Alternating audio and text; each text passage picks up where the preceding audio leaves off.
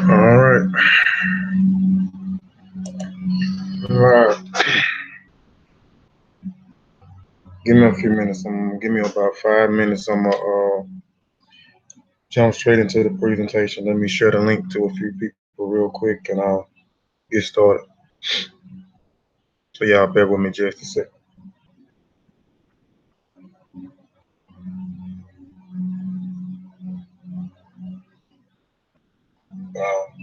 Get started.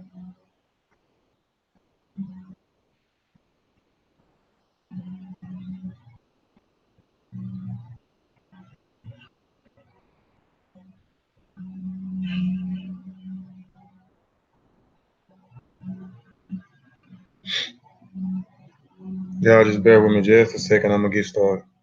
Let me share the link real quick to a few groups, and I'm gonna jump straight into presentation. I don't know who in the chat right now, but peace to a few people that's in there. Just bear with me just a second. I'm gonna get started. I know people sometimes be impatient. Just give me just a second. Wish I had Sean here. He could share it while I can go in, but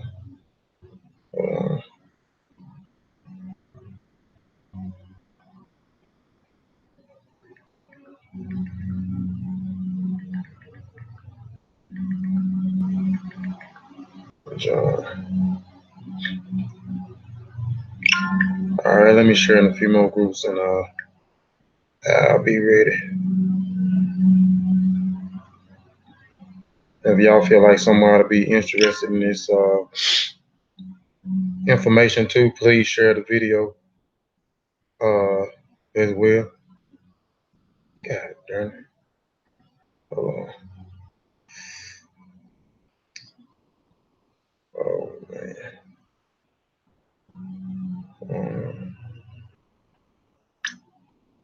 Copy the link.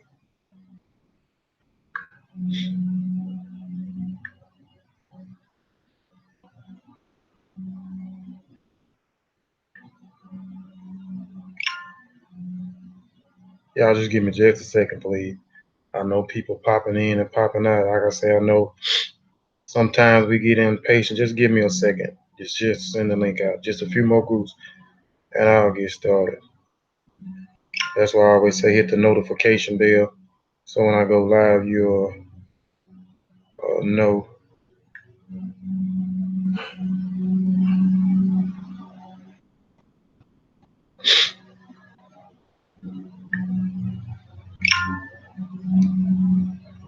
All right.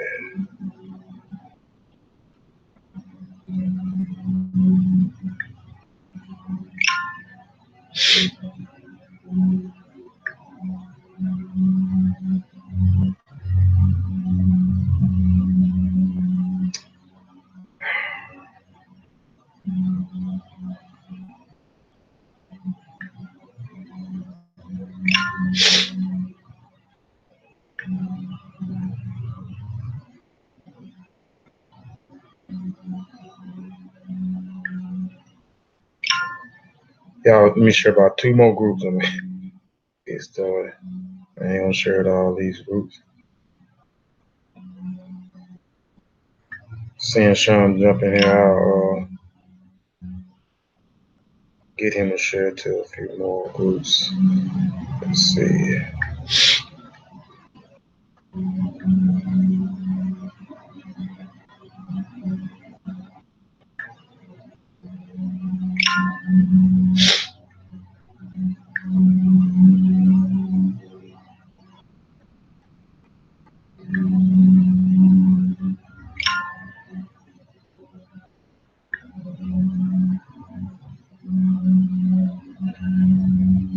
All right, let's go ahead and get started. I'm gonna go ahead and get started.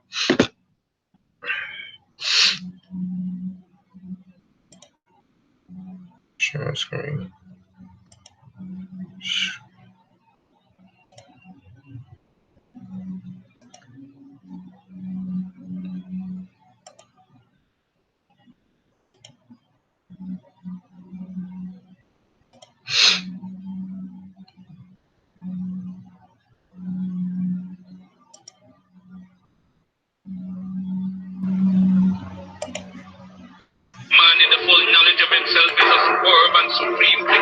creation.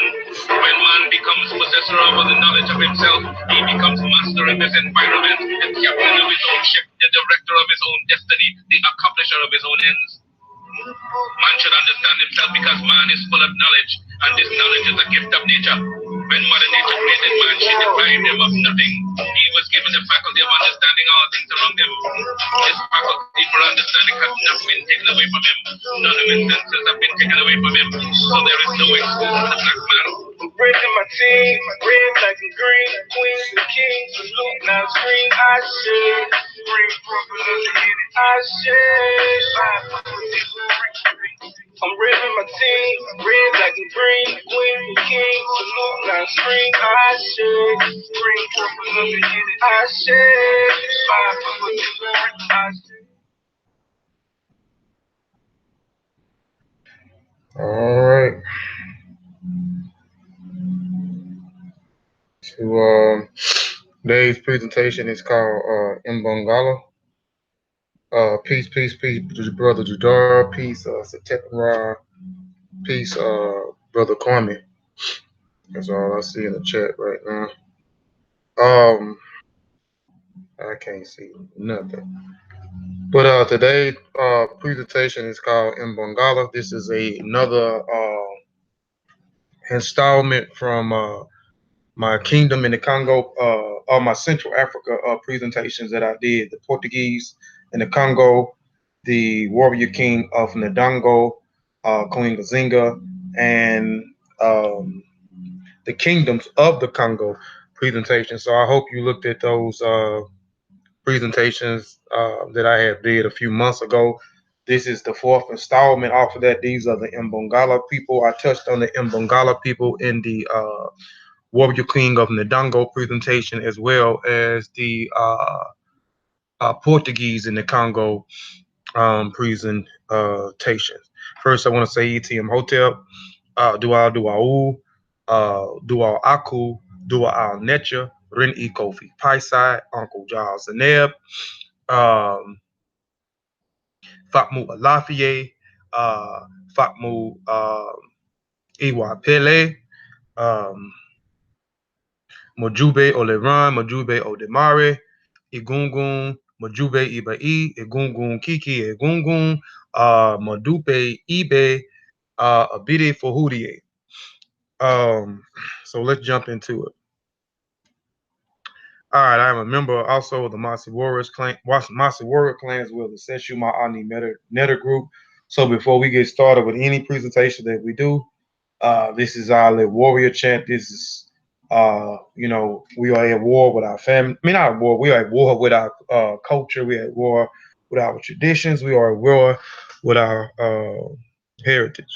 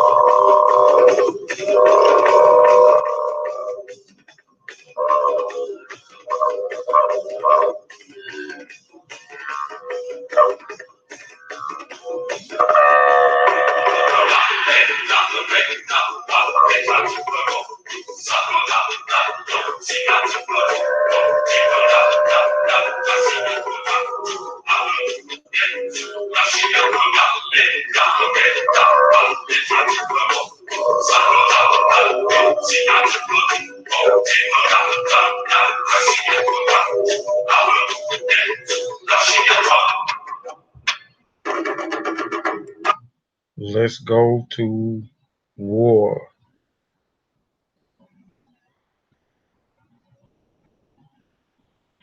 All right, this is a disclaimer. I always have to put a disclaimer out here before I get started. The disclaimer says, I am not a teacher, but merely a student sharing information. And that information provided is for the educational purpose only. And if you are in doubt, do the research or have it verified by someone qualified. I reserve the right to change the focus of this presentation to shut down, sell, or exchange the terms or use it in my own discretion. Our trademark, design rights, copyrights, residents' names, mottos, logos, avatars, the sigmas, marks, or used or cited by this website or this property or their respective owners. I reserve the right to add information as it comes available or adapt changes, improve information as it comes available in the futures. Input wanted, changes and additions are encouraged. Hold on, y'all. Give me 1 second. Let me fix this real quick. All right. Turn the volume down. All right. This is my saying. Everybody that follow me knows this is my saying. As I learn, we all learn. As I continue to learn things, I'm going to continue to share things with the family. I think that this saying is very important. I think that if we all learn anything, no matter what it is, we should share it with our families. We should share it with our neighbors. We should share it with our communities. We should share it with our societies. I think this is the only way we'll be able to grow, uh, excel, and prosper. So as I learn, we all learn.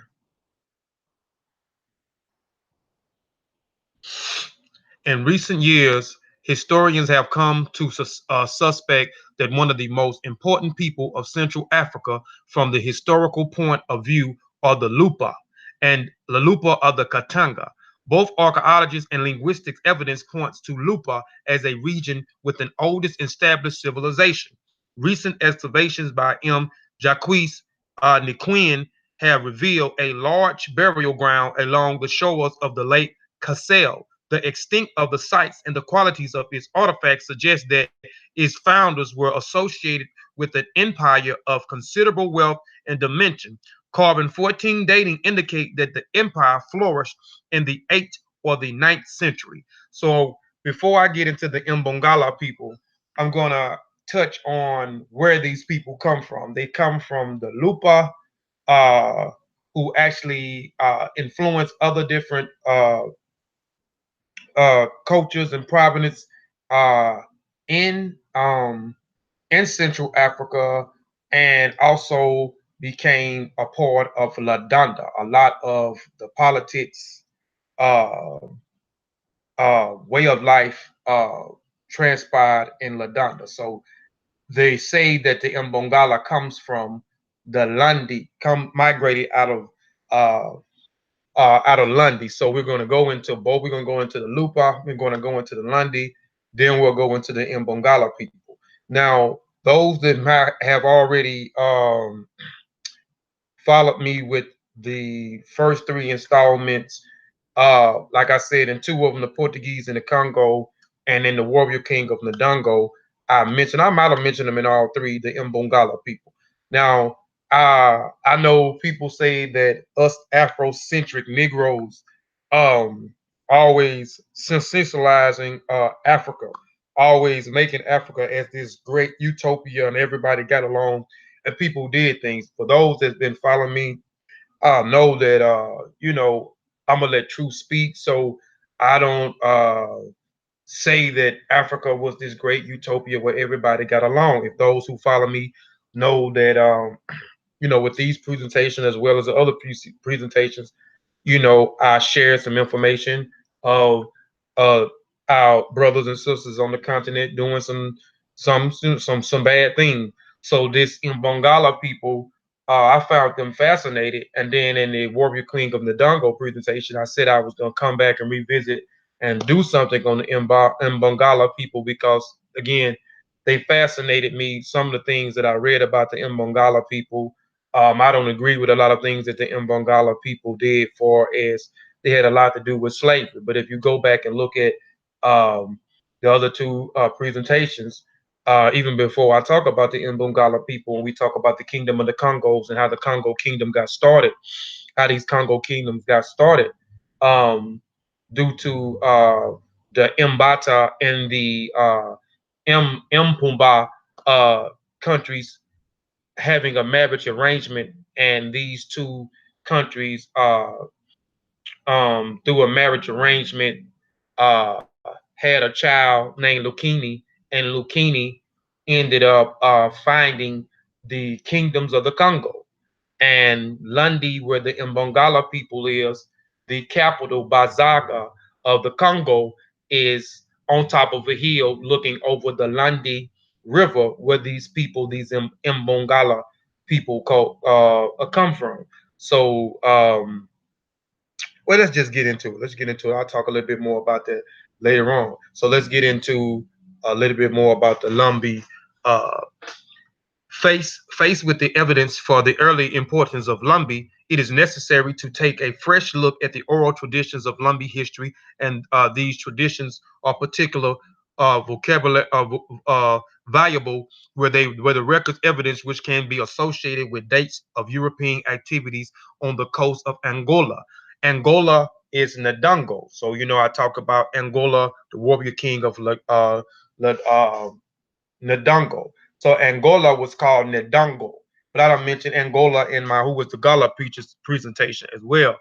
But Ndongo, Angola, is one part of Angola where we talk about Laanda, where the Imbangala comes from, uh, and also the capital Bazaar sits off looking of the Landi River. Such association can be established in a case of the exodus from Laanda, which a cause of the Lupa conquest of that country. The Laanda refuge, known as the Imbongala, invaded Angola and made contact with the Portuguese. So we're gonna get into the Imbongala. We're gonna get into them migrating out of Lundi. We're gonna get into them actually encountering the Portuguese, who uh, actually hired these warriors. They were warriors as well as marauders. They invaded a lot of land. They also had a lot to do with the slave trade in the Congo region, but they already had the slave trade in the Congo already jumped off with the Portuguese, dealing with Alfonso the First, or his real name is Nzinga Mbamba. Nzinga Mbamba converted to Christianity, and his name become Juan the First, as well as his father, who first encountered the Portuguese from the Congo River. Um, his father name was, they called him Juan the First, but his African name was Nkuwu, Nzinga Nkuwu. So Nkuwu encountered Daigo Caio, who was a Portuguese explorer, who actually came upon the riverhead of the Congo River, where they first encountered uh, the Portuguese. But I'll talk a little bit more about that later on. And if you need more information, you can go to the Portuguese of the Congo presentation, and I go deeply into that deeply into that. So the Lupa kingdom emerged in the 15th century uh, in Central Africa, in what is today part of Angola, Zambia, and the Democratic Republic of the Congo. It was born in a marsh grassland in the source of the Zaire River, where early inhabitants established an economic based on fishing, farming, and metalworking. The legend of the kingdom's origin started in a cool ruler named Nikongolo. Nikongolo's nephew by marriage was a hunter named Kalala Iluga. Iluga became a warrior and a rival of Nikongolo, who wanted him killed. Instead, Igulugu beheaded Nikongolo and founded the Lupa methods of government. He also introduced advanced iron forging technique to the people. All Lupa kings trace their ancestry back to Kalala Ilugu. So this is a part of the Lupa. Lupa government was based on the principle of the sacred kingship and the rule council. The king, known as the Mulupi, ruled through the council of nobles and clan chiefs and paid them tributes. The king became a deity after their death, and their home villages became living shrines. Oral historians known as the Mbuyi Mumutin, and I know I'm pronouncing that wrong, the historians for each shrine and provided guidance to active rulers through their inheritance of history. The Molupupi powers was reinforced by the royal diviner who was responsible for formally initiating him into his royal position. Numerous institutions exist to counterbalance the absolute power of the king. The best known of these institutions is the Mubudi Society, whose members are responsible for remembering the history of their kingdom, uh, and whose interaction of the history could often influence the actions of the activity rulers. So you can see in this culture as well, they had diviners in this culture, as well as dang, I forgot the name of the people that they call the keep up with the history, or they are the historians of the culture. Uh, dang, I can't think of the name of them right now. The primary religion was based on the veneration of the ancestors. That's all throughout our African culture. Divination, ancestor veneration, uh, and so forth. Ancestors and involved paying tribute to the spirits. The Lupa royalty incorporated religious elements into the justification from the rules. Like the monarchy of the Western Europe, the position of the Lupi king was seen as a divinely inspired and directly correlated with the Genesis myth for the people. As such, the investors of the king's power was represented in a complex coronation ritual involving religious confirmation from the diviner. Neighboring communities sought affiliation with Lupa kingdom and exchange for tributes, claims of the Lupa ancestry as their own. Thus, the kingdoms expand into dominant force in the religion. And as I talked about in earlier presentation, the kingdom of the Congo, I talked about how a lot of the kingdoms, how the Congo became this empire by these kingdoms due to barter and trade, due to marriage. The first person to find a kingdom was Lucchini, who was a mother and father come from Mbata and comes from Mpumba. Those two countries married and had a son who founded the kingdoms of the Congo, or uh, found the Congo Empire. So a lot of them was, some of them was due to conquest, but a lot of them was due to mutual agreements for as marrying and barter or trade. The kingdoms controlled the copper and other trade routes extending from the Atlantic coast to the coast of the Indian Ocean, also contribute to its expansion. Now let's talk about Lundy. Again, I'm just walking you through the Lupa and then ending up with the Lundy where the Imbangala came from. So the Lupa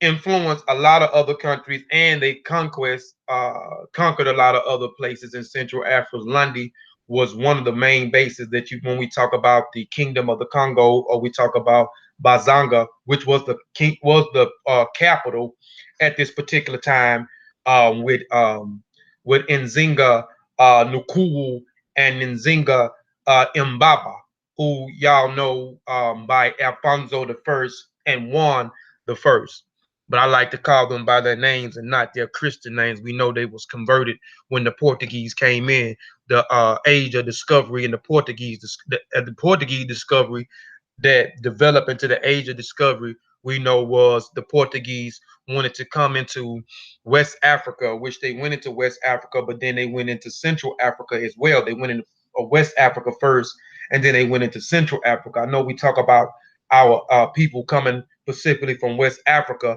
even though majority of us came from West Africa, we had a lot of our people that came from Central Africa. Not as much as West Africa, but we had a lot. And I touched on the numbers in one of the presentations. But we had a lot of our people that went on these islands, Brazil as one of them, when the Portuguese started um, doing the sugar cane. So they wanted bodies for the sugar cane, these sugar cane plantations. Um, Lundi Empire, historical Bantu speaking African states founded in the 16th century in the regions of the upper Kasa River, now northern Angola, and the Western Democratic Republic of the Congo. Although the Lundi people had lived in the area for early times, their empire was founded by an invader coming from West Luba. I'm saying Lumpy, Luba, which I just talked about that, and how it was founded through Ngololo and his nephew who actually uh, took the throne away from him, and he brought in this different type of technology dealing with iron and so forth. And lumber was influenced a lot of areas around in Central Africa, and then the conquest into Lundy and them taking over Lundy. And you can see a lot of the places it'll say Lupa slash Luanda because it became the capital at one time.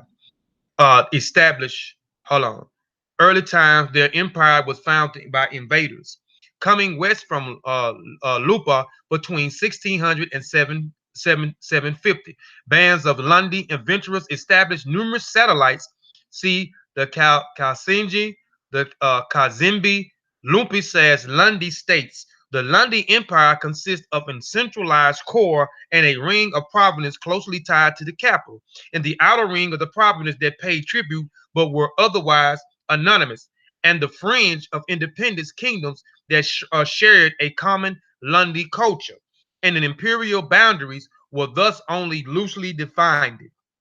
Lundy trade with both the Arabs and the Indian Ocean, and from about 1650, the Portuguese on the Atlantic, the leading exports was ivory and slaves, imported including clothes and guns. The empire reached the heights of the power by the 1850s. Thereafter, it might was eroded by the incursions of the neighboring Chokwe. Portuguese troops arrived from Angola in the west in 1884 and Belgium from the Congo Free States in the northern east in 1898.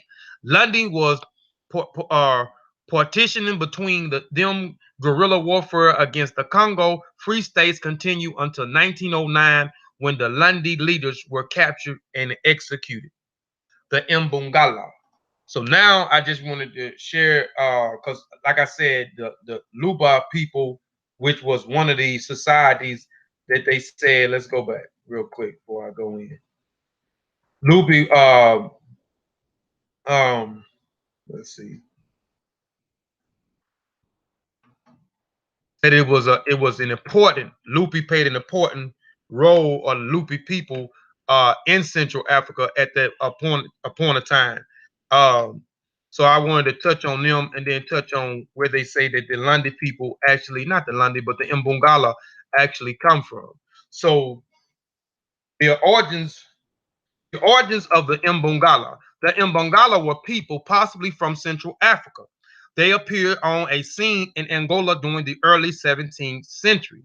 Their origins are still debated. There are general agreements that they were not the same Jagas that attached to the kingdom of the Congo during the region of Alvarez I. Now, I beg to differ on that. That's just my opinion. When you talk about the Jagas, when they mention the Jagas of Central Africa, the Jagas, the Portuguese, they are called the Imbungala Jagas, but they also call another Marauder or another warrior group of people the Jagas as well, that actually went in and attacked the kingdom of the Congo uh, earlier in the 15th, the late 15th century.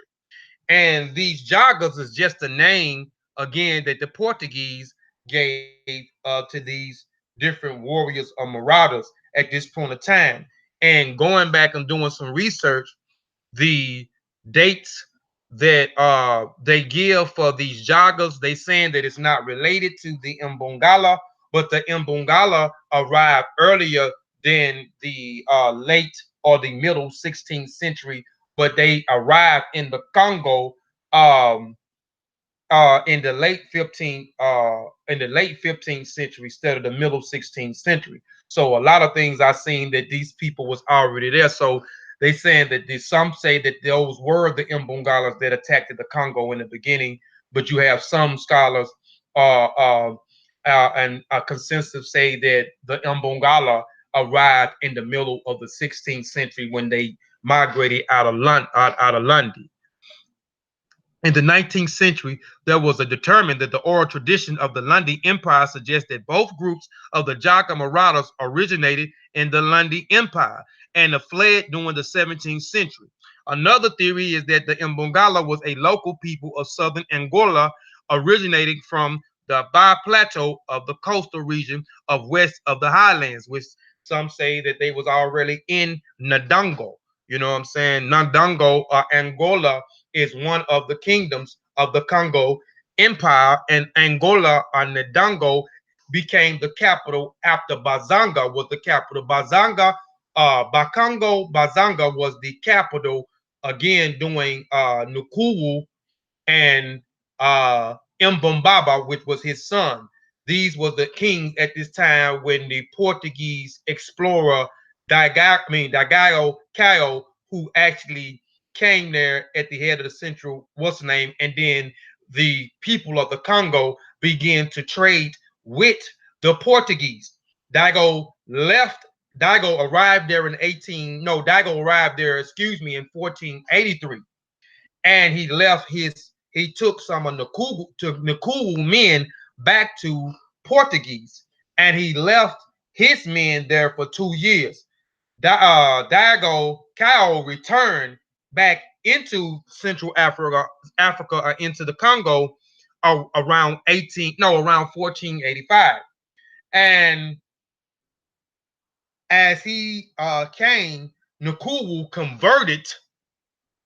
to converted to Christianity, because again the mission statement for the Portuguese was to explore West Africa for its resources and to spread Christianity.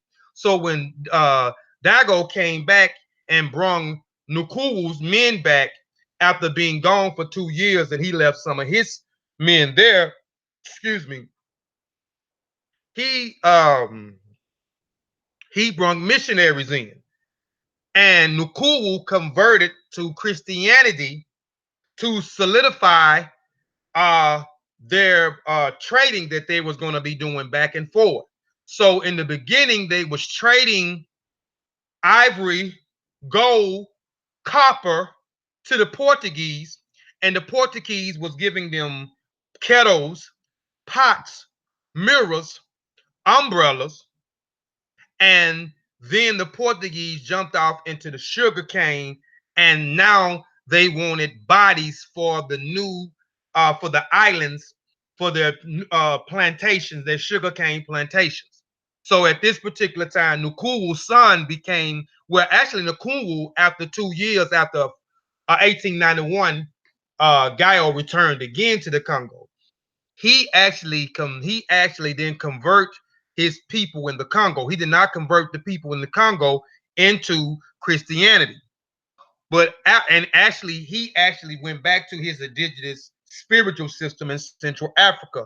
In the Portuguese of the Congo presentation, I talk about that. I actually tell the people who were the creator of the people in Central Africa. I also explain the Ba Mbutu people. The Ba Mbutu people was the pygmy people that was there in Central Africa before before the people in West Africa migrated there. The people in West Africa migrated to the Central Africa as well as East Africa, and they were master blacksmiths. And later you had what they call the people from Sudan, or the Neolithics. They from the Nile River Valley, they migrated into Central Africa later, and the people, the Mbabutu people, they was pushed further, or they went further into the forest, who the anthropologists call the pygmy people, who are still there in the forest in Central Africa today. But the people in West Africa who migrated there, and then the people in the, or what we call the Sudan today, are from the Nile Valley region, migrated into Central Africa, and these people began to copulate. Small tribes began to assimilate and make bigger tribes, and then they created their own different culture, ethnic groups, languages, and so forth. So Bazanga was during the time was the kingdom which looked over the Lundi River, where they say the Imbangala people come from. And then later Angola or Ndongo, when Queen Nzinga, which Queen Nzinga is a kinsman of Nkuwu and Mbumbaba. And Mbumbaba was the one who set the trade up. That's Nkuwu's son who set the trade up with the Portuguese who arrived there in 1483. And then they started actually, Mbaba started giving his criminals, and he started giving his his um his dang, what you call them, man, it's slipping my mind, so much stuff slipping my mind, prisoners of war. And at this particular time, again, as I stated earlier, today we fight with our mother, we fight with our fathers, we fight with our cousins, we fight with our neighbors at times. We have disagreements. So again, in Africa, it wasn't always kumbaya. We fought, we disagreed. We just disagreed sometimes. So the prisoners of war in Central Africa, they were not what we consider to be what we call slaves today. They were prisoners of war. These prisoners of war could earn money, and the currency at the time was shells.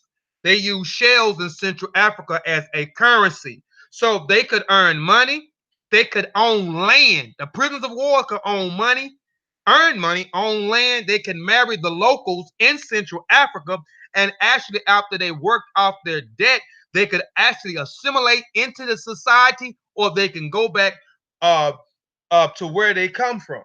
So actually when the Portuguese said, no, we're not going to bargain it, and I'm going to go further, I'm just trying to elaborate a little bit further. This presentation is not going to be this long anyway, but elaborating on some things to get y'all up to speed for those that may have not looked at the other presentation.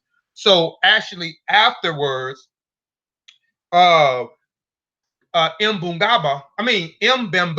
or Mbambi, he actually still wanted to barter and trade after the Portuguese wanted bodies. He wanted bodies. So they began the king in Central Africa over the empires. He began to give the criminals and the prisoners of war to the Portuguese because he assumed that they was going to treat them like they treated the criminals and the prisoners of war. They didn't treat them cruel. Again, the prisoners of war who they warred with, their kinsmen, these people could own land. These people could earn money. These people could marry people in the local communities. These people could leave once they worked off their debt or assimilate into the societies. So just trying to give y'all a little information on that before I move any further. And this is pre-Imbangala. And then Angola became the state doing Nzinga. And Nzinga is kinsmen of Nkuwu and Mbambu, who actually first encountered the Portuguese when they came into Central Africa. Now, the Jagas Morados originated in Lumber Empire during the 17th century, and other theories of the Imbangalas of the local people in southern Angola originated from the Ba Plateau and the coastal region west of Highland. The first witness account of the Imbangala, written by English sailor named Andrew Battelle, and we're going to go into account about Andrew Battelle. Andrew Battelle was an English sailor, and I'm gonna talk about how he lived with these people for 16 months. So I'm gonna talk about how he ended up encountering these Imbangala people. So a lot of the stories, or a lot of the source material, comes from Andrew Battelle and another individual from England who was his friend, who wrote things that I'll mention about there, and his stories match up with a lot of the Portuguese missionaries that was there, also who had firsthand accounts of the Imbangala people, as well as the governors that was there. That we'll talk about the governors of Angola who were Portuguese, who Nkuwu, or who actually not Nkuwu, but actually Nzinga father let be governors of Luanda, where the Imbangala comes from, or out of Angola, which is Ndongo, which we'll talk about a little bit further in the presentation uh, in a minute. All right. The first-hand accounts of the Imbangala written by a sailor, and like I said, we're going to talk about him in a minute, who lived with them for 16 months, and around 1601, placed them firmly in a coastal region of the highline of modern Angola, just south of the Kwanzaa River. Their leaders told Batel that they had come from a place called Ilimbi, and that they had originated from a page in its army. Batel's story was published by Samuel Perch, which was the guy I'm talking about, partially in 1614 and in fully in 1625. And he wrote books on particular things other than this, but particularly in the slave trade into Central Africa, as well as the accounts. He took the stories from Andrew Battelle and put in book form. They have been revised over the times. I think the latest revised copy I seen might have been like in 2000 or something. So they keep revising the book. Andrew Battelle, this is the individual who encountered, and then we'll get back into the Imbangala. Andrew Battelle was born in Exu about 1565, and this is the individual who lived with them for 16 months. 1565 on to 20th of April 1589, he sailed with a captain, Abraham Kaki, from Rio de la Plateau. After the troublesome voyage, they reached the mouth of the river of the Atum, but were forced by hunger and adverse winds to return along the coast of Brazil, landing at the island of Sao Sabito, uh, Sebastio, and I know I'm pronouncing that wrong. This is a site carried off by the Indians to the river Geronimo and delivered to the Portuguese. After 4 months imprisonment, he was transported and he was in prison. Once they reached this island, they were sieged by the Portuguese and he was in prison for 4 months. He was transported to Luanda, the Portuguese settlement in Angola. He was in prison at this time for 4 months and then sent 150 miles up to the Kawanza River and confirmed in a fort till through the death of the Portuguese pilot who was employed to take government pinnacle towns of Luanda. After the illness of 8 months, Batel was sent by governor of Luanda, Juan Fernando de Mendonca, to Nazar on the Congo and a pinnacle to collect ivory, wheat, and palm tree oil. He was suggested to continue to trade for the Portuguese in Luanga.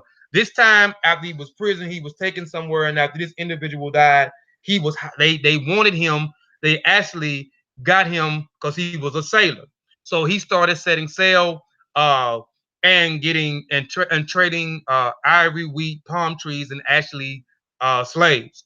He was successful and continued to trade for the Portuguese of Longo, but attempting to escape on a Dutch vessel, he was thrown into prison for 2 months and then banished to Masangano, a Portuguese fort on the Kawanza River at the eastern end of their dominance, where he spent 6 years. After another abortive flight and consequent imprisonment, he enrolled in a mixed force of the Portuguese and natives and sent to expedition to Ilabo.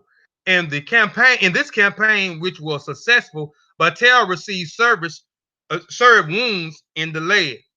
Afterward, he was employed in training expeditions along the coast, and on the occasion, he was left by the Portuguese as a hostage for 2 months with the Gaga and renders of the Jagas, of the Imbangalas. So the Portuguese called the Imbangalas jagas. He was equipped with muskets and by the shooting gaining the favors of his bands. He gives a full striking account of the strangers' customs and superstitions which he observed among them. So he was left there after this other expedition with the Portuguese after he was wounded. So they left him there with the Imbangala and he stayed there for 16 months as he observed the Imbangala people. And he observed a lot of the rituals and things that these in Bungala did. Sacrifice in which he was eyewitness. He managed to return to the Portuguese at the Masgangos and for his service was made a sergeant, hiring from some Jewish sites that he accessions of James I. Peace was restored between England and Spain. He obtained a government consent to return to England because he had been in prison for over several or almost 10 years after him and these other guys set sail and they ended up on this island. They were seized. He was in prison. Then they forced him to work to go trade ivory and other different things as well as slaves. And then he tried to escape. Then they imprisoned him somewhere else in Portuguese for 6 years. Then they set him on another expedition, then another expedition where he was wounded, and they left him as a hostage with the Imbangala people, where he lived there for 16 months, and he observed everything that these warriors actually was doing, the rituals, their customs, their traditions, and so forth. Peace, peace, peace to everyone in the chat. All right. Um, So, all right. So after the war, he embarked and was put down at a port of Laganga, hearing a virtue of his shooting. He gained a goodwill of the king. At this point, the narrative ends with a full description of the different regions of Lugago, their nature, features, and the customs of the inhabitants.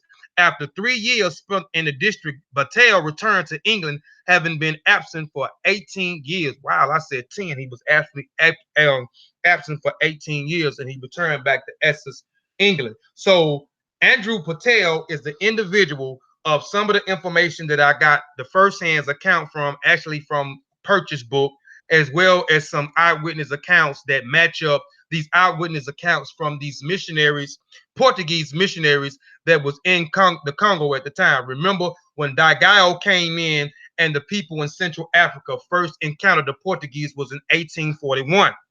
And in 1843, Dago returned again with Nkuwu's men, and he returned with missionaries.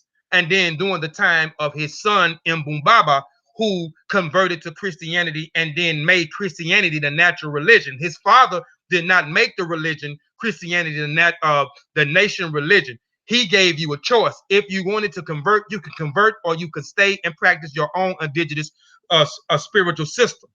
But when his son took the throne and was renamed to Juan the First, because again, that's what we do, is we take on a whole nother identity. We take on their tongue, their native tongue. We take on their names. We take on their spiritual system. We take on their philosophy, their ideology, and so forth. So his son Mbubabi, Mbambi, made Christianity the state religion, because the Portuguese during the age of discovery, their mission was to come and to West Africa for the natural resources and to explore and spread Christianity. So his father Nkuwu sealed the deal of trading with these Portuguese by converting, and then his son converted and took it to another level where he made it and he banned the digital system and made Christianity the state religion in Central Africa, or in a part of the Congo Empire. Imbangalas were fully militarized societies based entirely on initiation rights as opposed to the customary kingship rights as most African ethnic groups. To keep kingships from replacing initiations, all children born inside of the Kilambo, which means village, were killed. Women were allowed to leave the Kilambo, the village, to have their children. So a lot of the Imbangala women, in order for the children to survive, because they didn't want someone to take their place through through birth, because you know a lot of kingship deal with the next child in line will be head of the throne. They didn't want that, so if their women stayed in the village, they killed. So the women will have to leave outside of the community and then come back. And we're gonna get into how they became Imbungalas, because once the women came and the children came back, they was not recognized as Imbungalas. It was certain things that they had to do, certain things that they had to go through in order to be recognized as Imbungalas. And again, a lot of things that I'm talking about with the Imbungalas that I'm going to be sharing, you're not going to like, but these are not the only people in Africa did these things. But I found these people fascinating by a lot of the things that they did, and these were some bad boys. These were some bad boys. And again, I talked about them in two of the other installments. Hold on, I'm checking the chat. Peace, peace, peace, peace, Sin Sean. Peace, brother Garfield. Peace, Kantasha Blackwell. Peace, peace, peace. Brother Gab, what's going on with you, brother Gab? Ain't seen you in a minute. Peace, Ampu, my peace, peace. Hope everybody enjoying the information so far. If you got any questions, just put them in the chat. I'm gonna try to look back and forth on the chat. I wasn't able to do it yesterday. I'm gonna do it today.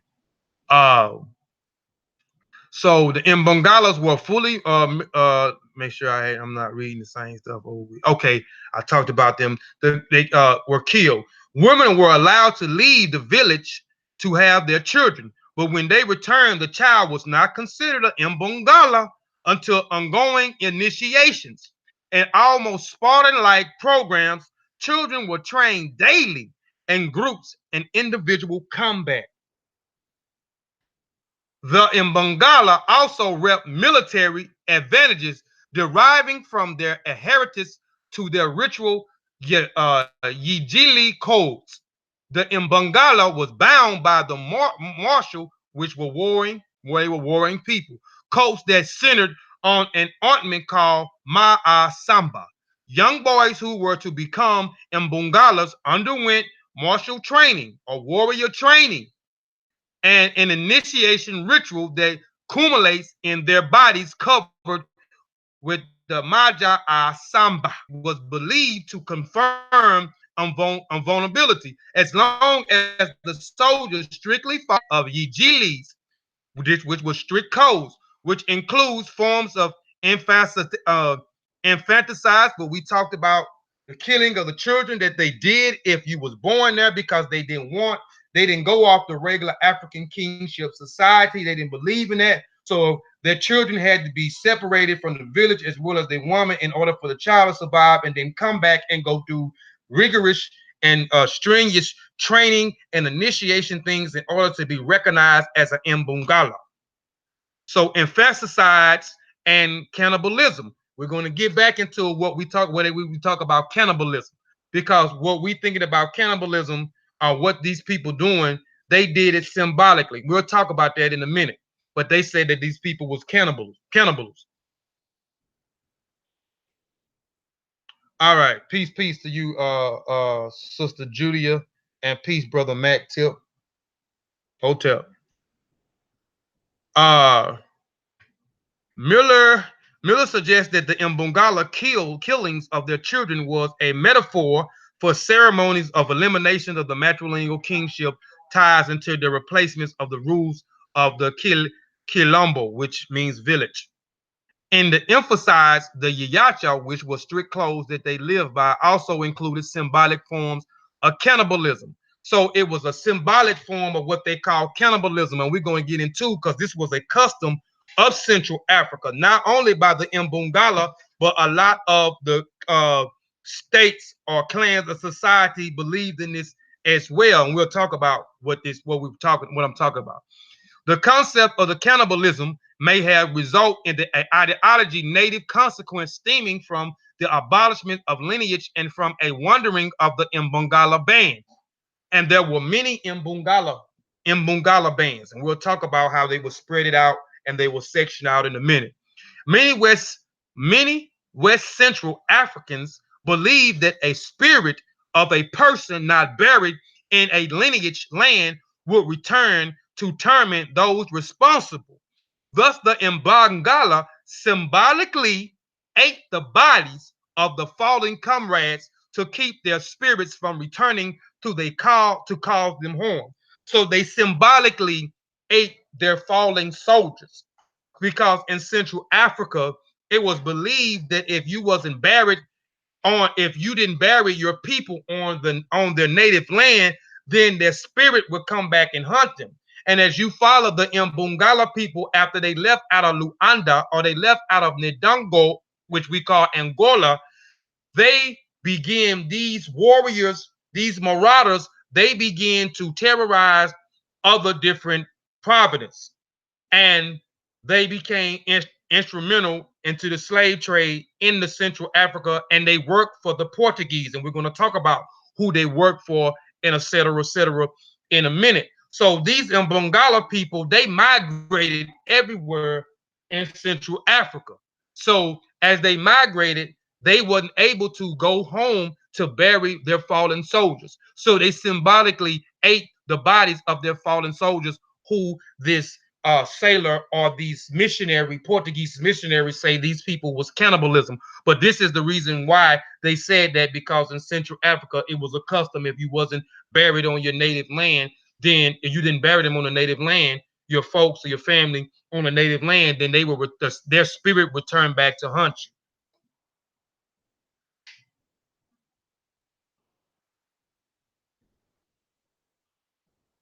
The powerful Imbangala swept across West Africa, swept across West Central Africa, and military dominance that previous inhabited in much of the same way that the Ngunu and Butu system later altered the face of southern Eastern Africa in the early force into the three prongs.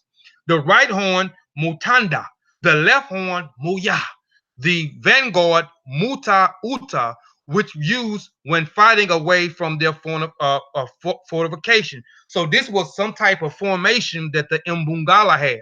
And the Zulu people had this same particular formation that they would use when they got ready to fight their opponent or fight their enemy. Unlike the Zulu, their Iwak stabbing spears, however, the Imbangala were not equipped with radical superior weapons. Most Imbangalas used the same weapons as their enemies, bows, knives, and swords, while their primary weapon was possibly the war club or the hatchet. So you can see the club in this brother hand here, but they used the spear as well.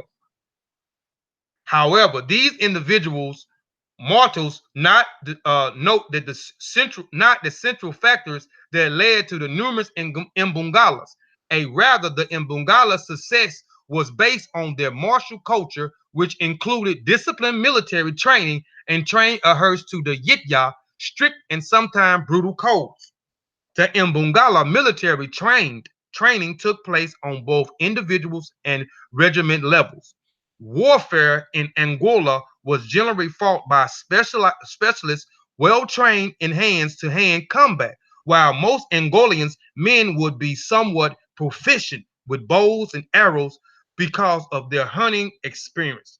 The close quarters melee that followed brief missile weapons exchange equipped special skills. And when they're talking about missile weapons, the first missile that we could think of, or the first missile technology, was the spear. You know, the missile you eject it and it flies. This is what they're talking about.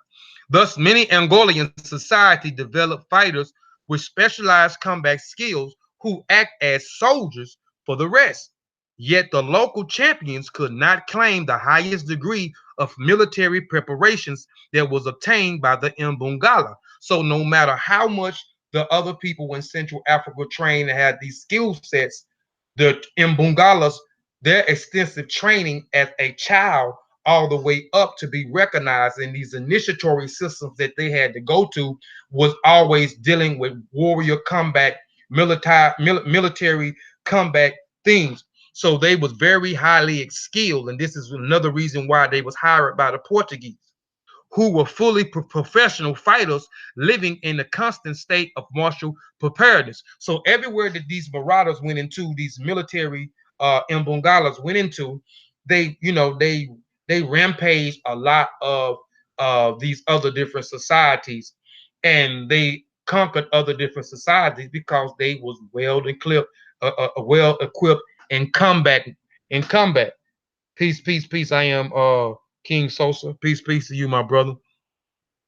And Bongala military capacity and ruthless made them appealing to the Portuguese colonists in Angola, who had been fought to stand still in the war against the Angolian kingdom of Ndongo during the first period of the colony rule 1575 to 1599. Despite professed disgust at the customs, Portuguese governor Luanda sometimes hired the Imbangalas for their campaigns, beginning with the Bento Benha Cordos in 1615, but most notable following Luis Mendes de Vargasco 1618 assault of the Ndongo. Ndongo is the original name of Angola. This governor was a Portuguese who now I talked about Nukuwu and I talked about Mbamba, and now we're talking about Queen Nzinga's father. Queen Nzinga's father allowed during a certain period before her father. I can't remember the king name at this time. Gonzaga was no longer the capital. Angola or Ndongo became the capital of the Congo Empire. So this king sought Portuguese soldiers. He wanted Portuguese soldiers into Central Africa. This was doing, I think, around might have been 1567 or 1568. And 1560, he was no longer the king. Queen Nzinga father was on the throne at this time, and Angola, Ndongo was the capital at this time of the Congo. So now, when the Portuguese came in, actually the Portuguese came in. Barmithibus Dias, who was a Portuguese explorer, who I talked about in the uh, Portuguese in the Congo presentation, who was a Portuguese explorer during the age of discovery, or the Portuguese discovery. Um, his grandson, whose name was Paulo Diaz Novas, and Paulo Diaz Novas came back, and when he came, when he came, Nzinga's father captured the Portuguese and put them in prison. But then he let Barmithibus Dias, the explorer, uh, grandson Paulo Diaz, go and return back to Portuguese, and then now he was allowing them to come in. This was a mistake that he made. So Paulo Diaz, Barmithibus' grandson, returned. When he returned with 7 ships. He returned with 700 settlements, 700 Portuguese, and he returned with 350 soldiers at the request of the king in Central Africa. And they gave him Luanda, a place in Angola or Ndongo where the Imbangala people say that they come from. So he made them, then when he gave them their own province, Paulo Diaz became the governor in what we call Angola today. So that was the mistake, allowing the 700 settlement in there and the 350 soldiers.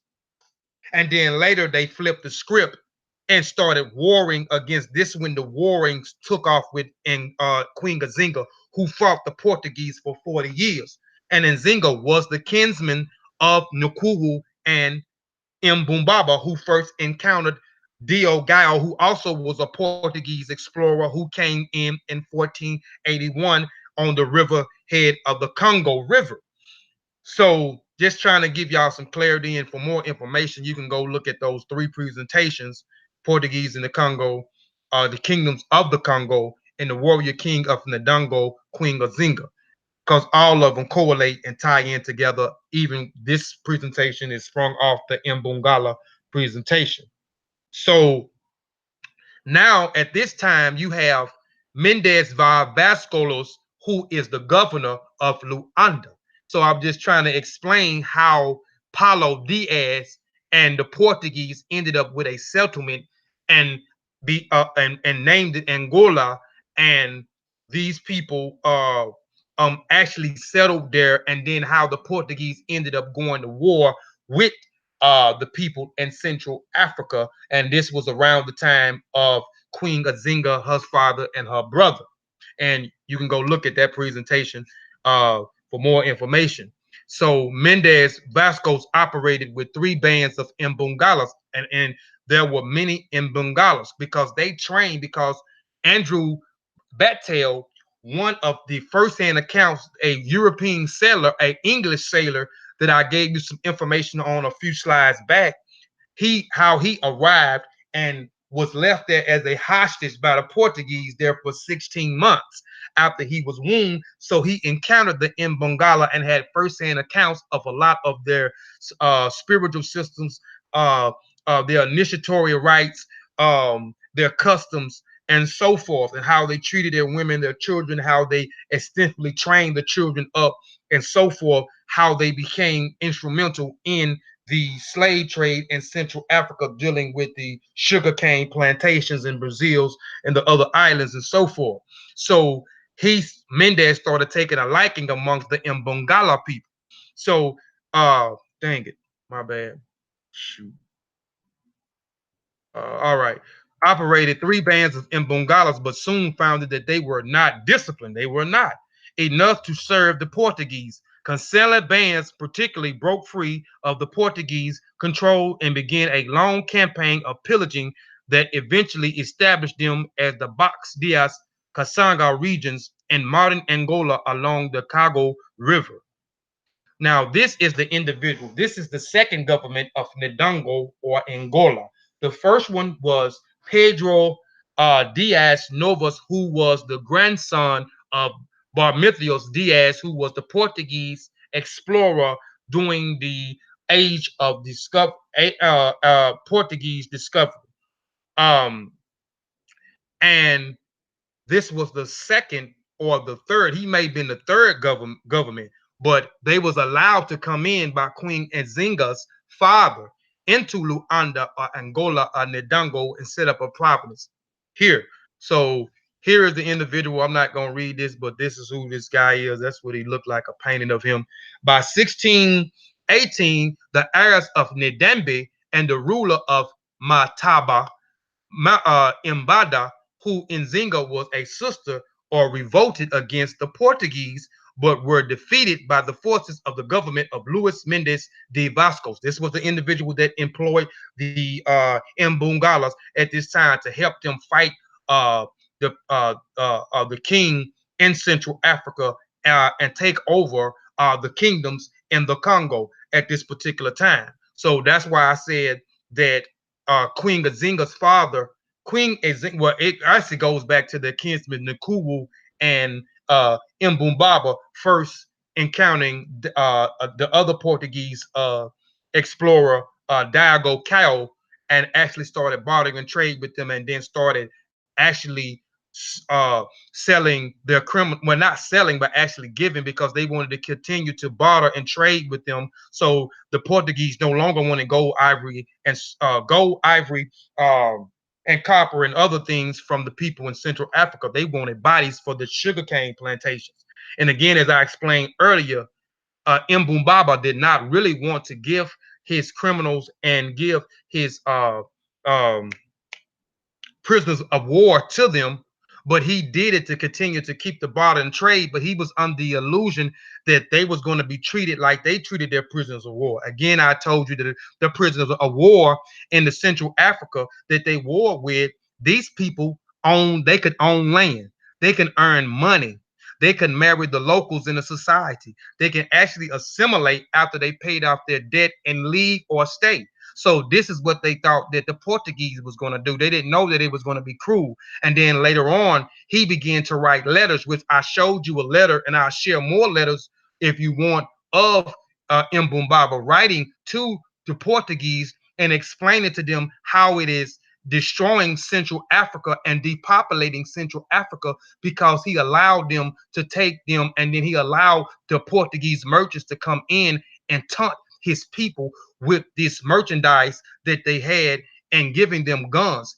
That was a mistake when he gave them the muskets. When the muskets came in, that's when the population of Central Africa started to be depopulated, because now you starting other people in a society are now wanting to want what the Portuguese have. They want mirrors. They want the cloth.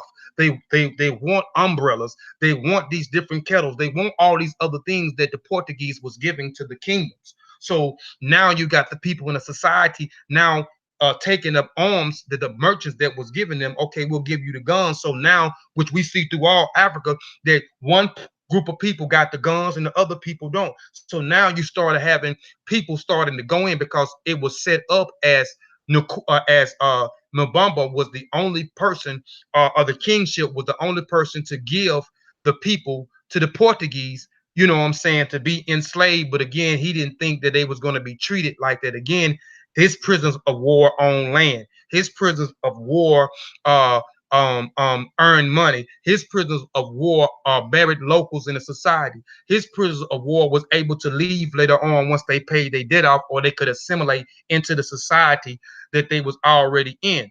So he was, you know, so that was a mistake. But then in Nzinga, once she let Bar Mithral's son, grandson, come in back in with 700 settles and 350 soldiers, and gave them the province in Angola and made him the governor of that province. And then these other ones, they began to attack Central Africa. They wanted everything in Central Africa at this particular time.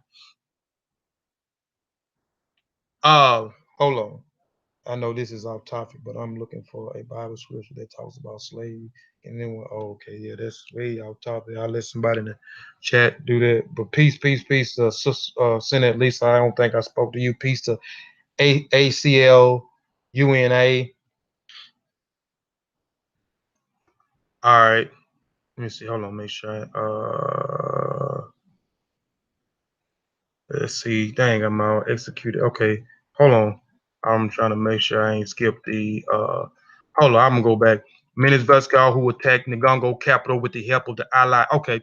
And by 1618, the heirs of Ndembo and the rulers of Mtambapa, and this Mtambaba will later become the kingdom of the Congo. First, it was in Imbanzaza, that overlooked the Leander River, that was on top of a hill. And I showed a picture of it in a painting in the Kingdom of the Congos. And I talk about the kingdoms of the Congo. I talked about Puntapa. I talked about Ngoyo. I talked about Ndongo, what we call Angola. I talked about Bakongo. I talked about Pato. I talked about Sanyo.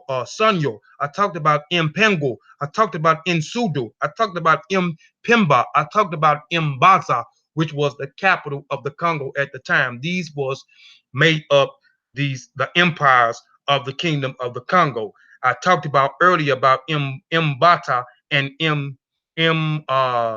Mpimba, who actually with a marriage agreement came together, and then they had a child, Lukinki, and Luinki was the first king of the kingdoms of the Congo, who set sail and got other different problems, and who went out and got other settlements and so forth by to one of these countries, and Impapa, who agreed in other terms. A lot of it was agreements, how the empire developed, but a lot of it was agreements. A lot of it was through agreements of marriage, agreements of barter and trade. But you had some conquests, because you had Lupa, who actually conquest Luanda, where the Imbangala came from. But Lupa influenced a lot of people also. So revolted against the Portuguese, but defeated the forces of the governor Luis Mendes Vascos, who attacked the Ndongo capital with the help of the ally Imbangala, and executed the nobles of Ndongo dynasty. The Portuguese expected conquering African kingdoms to pay them tribute and slaves.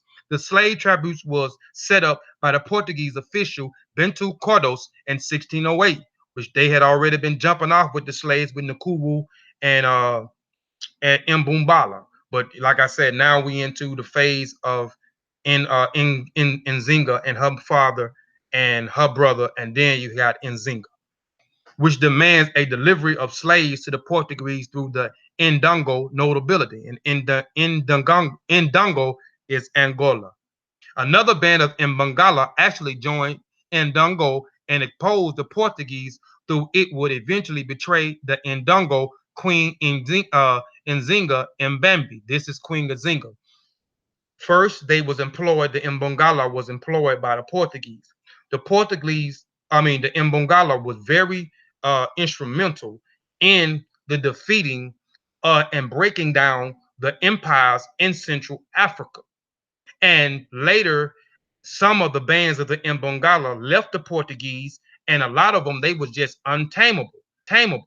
You know what I'm saying? And the Portuguese didn't want to deal with them. But they actually helped and attacked and drove Nzinga out of Angola, out of Ndongo. And due to the Portuguese breaking the treaties. At first, after Nzinga's father died, her brother was heir to the throne.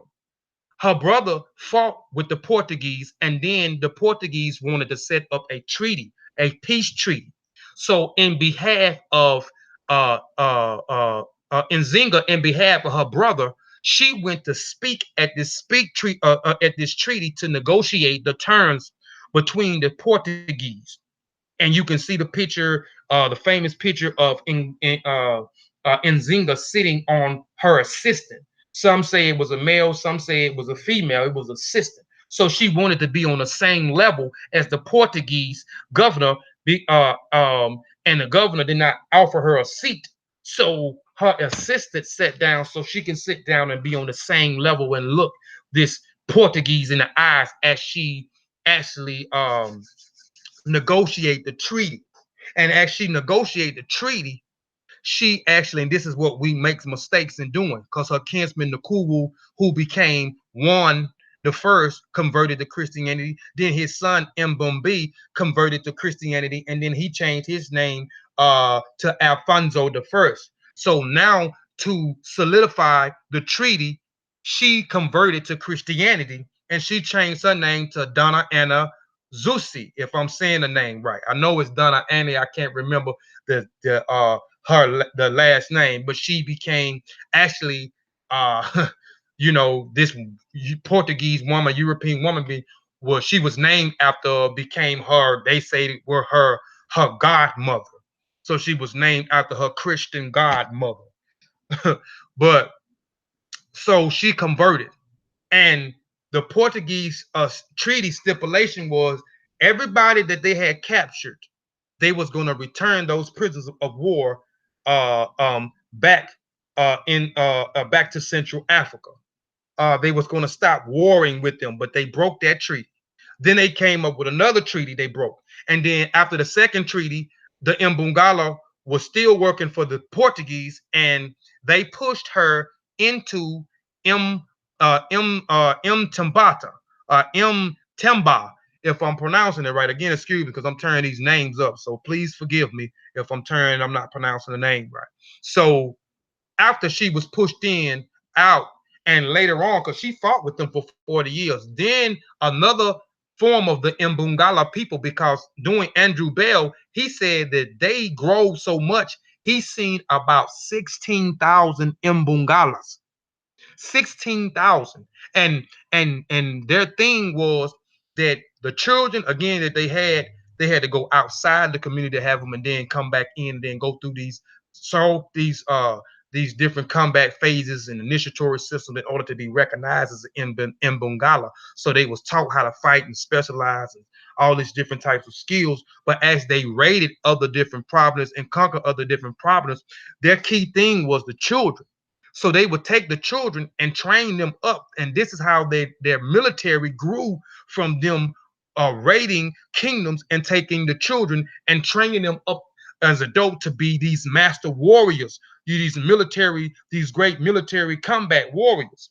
So later, when she was in, and later Mtemba became the capital. It went from Bazaga to Angola, or what it was called Ndongo, and then it went to Imbangala after the second treaty of the Portuguese were broke against in what's the name. But for more information, just go to that presentation. You can see that. But I'm just trying to give you some understanding of how the other section of the Imbangala, they began to come work for her to fight against the Portuguese, because a lot of the sections of the Imbangalas left the Portuguese, and a lot of the Portuguese did not want to work with the Imbangala because they were just untameable. They was uncontrollable, and they couldn't control the Imbangala people.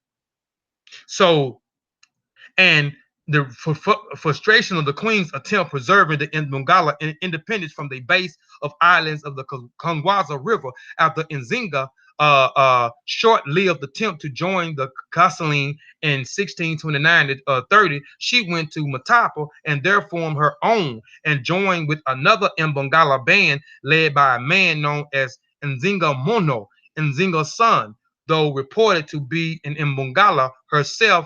Nzinga probably never really became one. There are stories that she were initiated and went through these ceremonies and these Yitya codes that they obtained to become a Imbangala once she started working with the Imbangala, a section of the Imbangala, once the treaty of the Portuguese were broken for the second time, and she was pushed into Mtimba, and then Mtimba became the capital of the Congo Empire, because she ended up defeating the Portuguese, and she never gave up from fighting the Portuguese, and she fought the Portuguese for 40 years. And she was also went on missions with her father. This is how she was trained by her father as a young girl, and she went on some of these warring events, or some when they was fighting against other people. She was there also. All right, the Imbangala group took thousands of captives who would be either killed, incorporated, or sold. Even Imbangala bands that never allied with these, they sold the Portuguese. They sold to the Portuguese, sold war captives of Luanda-based merchants. So other bands of Imbangala continued to raid, and then they would take some of the children at a certain age, but the infants they would sell to the Portuguese. The women they would sell to the Portuguese, because remember, there were more men than there were more men in Bengalas, because they were warriors than the women. The women only birthed the warriors, birthed the military combat warriors, and they would kill the children if they weren't if they were still in the society. So their woman had to leave and then come back, and they wasn't recognized until they went through these different ceremonies, initiatory systems, and so forth. So the Imbangalas, they was very instrumental in helping the Portuguese, and then a lot of sets, because remember, they as they pillaged, they recruited a lot of the children and trained them in combat, and their military thing established, so they went everywhere. So they grew in numbers. Andrew Bartel, who was a first-hand account who was there, he said that he's seen about they grew into about 16,000. And I'm gonna talk about that in another slide here in a minute.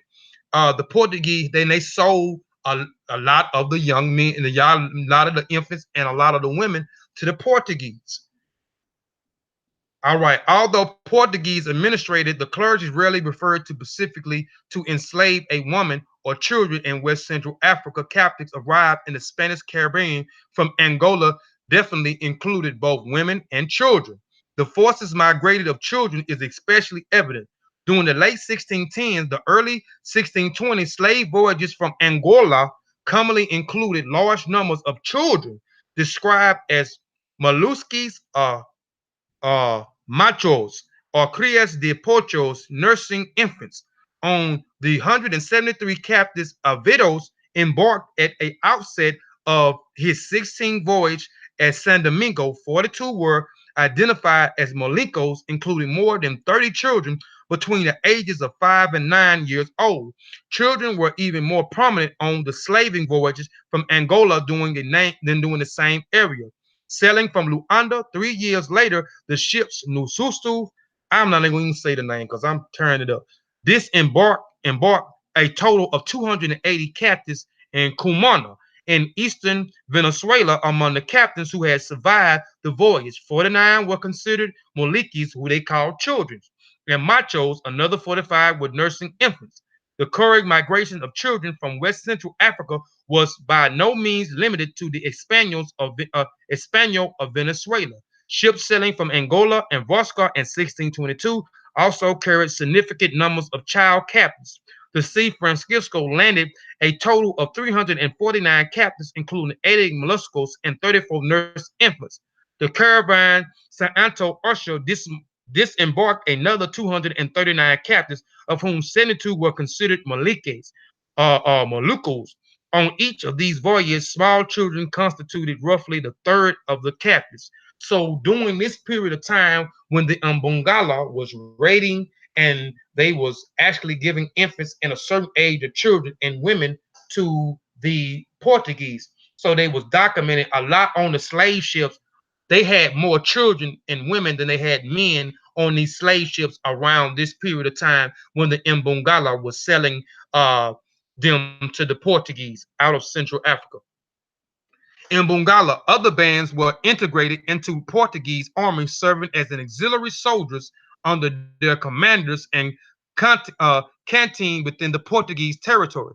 As 17th century wore on, these and other bands were either annihilated by one another or politically state, such as one form of the Inza of Matapa. One rogue group of Imbala set down root and formed the Kajan kingdom. So one established a kingdom in Kaja. All right. The, these are my references here. Uh, four of them are four books. Other ones are an article, an article, and two articles from Wikipedia. I'll leave it here. You can get these sources. You can vet my sources, go through my sources, critique my information. I wanted to just share some information again on the Mbangala. I hope this presentation was informative. I hope we all learned some about Central Africa. Don't sleep on Central Africa. Go back and look at the kingdoms of the Congo and learn about Mtembapa, Ngoyo, Ndongo, Ndongo, Bakongo, Impata, Songyo, Impangu, Nsandu, Impimbo, and Imbaza. Learn about those kingdoms that are now called Angola, Zaire, the Democratic or the Republican of the Congo. So learn about that great kingdom. Learn about what happened. Learn about the encounters of the Portuguese. And again, I have those are four series now that you can go back. Look at the Kingdom of the Congo first. Look at the Portuguese in the Congo second. Look at the Warrior King of Nzinga third, and then look at the Mbongala uh, presentation last. You can look at them in those orders, even though I didn't do them in those orders, but look at them in those orders to get a better understanding of the people in Central Africa, who the people in Central Africa were, where did they come from. I go more in depth in those and the other. What's the name again? I hope that the presentation was informative. I hope y'all appreciate the presentation. Before I get off here, tomorrow I will be back on the Mossy Warrior Clan channel. I was on there yesterday. If you missed the Seminole Freeman / Black Seminoles Scouts, go back and check out that presentation. That was a third installment. The first installment was who is the Gala people, and who is the Gula people. The second one was the Black Seminoles, the Africans who escaped South Carolina and Georgia rice plantations. This third installment was yesterday on the Mossy Warrior Clan, which was called Seminole Freeman / Black Seminole Negro Scouts. And tomorrow, I have with that whole Gullah series, I have two people that's gonna be on the Mossy Warrior Clan tomorrow. Two Gullah people are going to speak for the Gullah people tomorrow. So it's going to be / an interview / a build session with these two brothers tomorrow. So don't miss out on that. It'll be tomorrow at 6:30 p.m. Central Standard Time, 6:30 Central Standard Time, 7:30 Eastern Standard Time. Two people from the Gullah people, from the Gullah tribe, are going to be on the Mossy Warrior Clan channel tomorrow. We're going to have a great build tomorrow. So the series that I've been doing, those people are actually going to speak and talk tomorrow. I'm excited about that presentation. I mean, not that presentation, but that interview / build tomorrow. So tune in tomorrow. You don't want to miss that tomorrow. Also, I am a member of the Setchuma Ani Metaneta group, so please go subscribe to that channel. We are like-minded members who study the language, which is called the Runny Kemet, and the writing script, which is called the Setchuma Metaneta. So please go and subscribe to the Setchuma Ani Metaneta YouTube channel. We have over 100 and some videos on there, plenty of content where we talk about the culture of Kemet. We talk about some of the customs in Kemet. We translate, transliterate, and translate some of the sets of what y'all call the hieroglyphs. Also, please go and subscribe to my channel, Kofi Paisai TV. Appreciate the support. Continue support me. There's plenty of content on there. My channel is the channel to take the black man, the black woman, and black child, Eurocentric mind, and Africanize it. It is the African Netflix.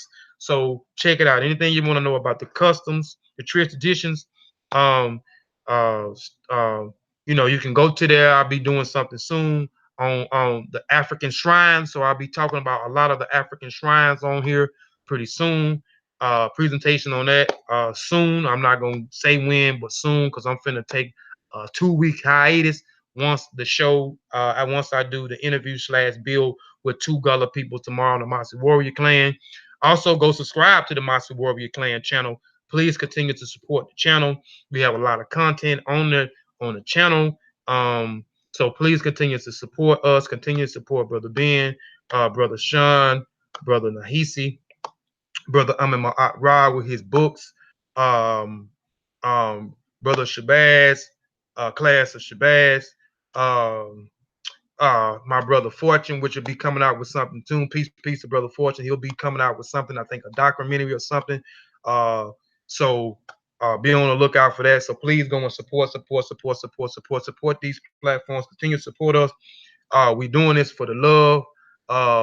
We're not getting paid for this. It's taking a lot of time out to do these presentations. So please support us. I appreciate y'all for coming in and tuning in with us, with me. Tomorrow, again, be on the lookout. I'm going to do a flyer tonight, and I'll have it up in Facebook groups tonight, and then I'll re-promote it tomorrow. So that presentation, I mean, not presentation, but interview / build with those 2 Gala people tomorrow, 6:30 Central Standard Time, 7:30 Eastern Standard Time. And on that note, I want to say Shemim Hotep. I want to say Dua Dua'u. Shemim Hotep just means depart in peace or go in peace. Dua'u means, or Dua'u means just thank you or thank you very much. I want to say Modupe. Modupe means thanks, or Modupe Ibe, thanks family.